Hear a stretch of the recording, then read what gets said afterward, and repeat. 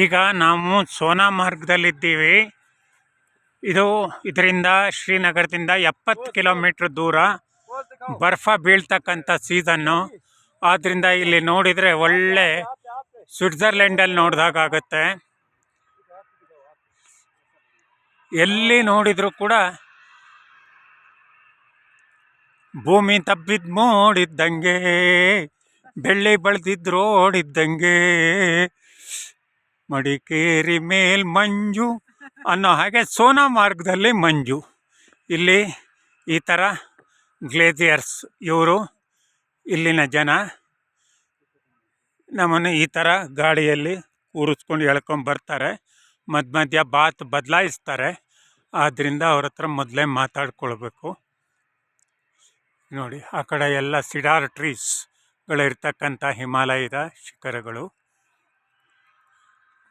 ಎಲ್ಲಿ ನೋಡಿದರೂ ಕೂಡ ರಜತಗಿರಿ, ಬೆಳ್ಳಿಯ ಬೆಟ್ಟ, ಶಿವ ಬೆಳ್ಳಿಯ ಬೆಟ್ಟದಲ್ಲಿರ್ತಾನೆ ಅಂತ ಹೇಳಿ ನಮ್ಮಲ್ಲಿ ನಂಬಿಕೆ.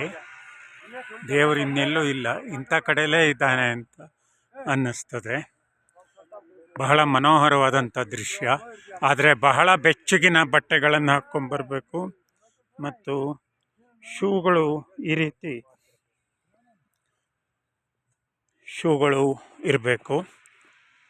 ಇದರಿಂದ ನಮಗೆ ಬಹಳ ರಕ್ಷಣೆ ಸಿಗುತ್ತೆ. ಇಲ್ಲದೇ ಇದ್ದರೆ ಅಪಾಯ ಆಗುವ ಸಂಭವ ಇರುತ್ತೆ. ಶುಗರ್ ಇರ್ತಕ್ಕಂಥವ್ರು ಬಹಳ ಎಚ್ಚರ ವಹಿಸಬೇಕು.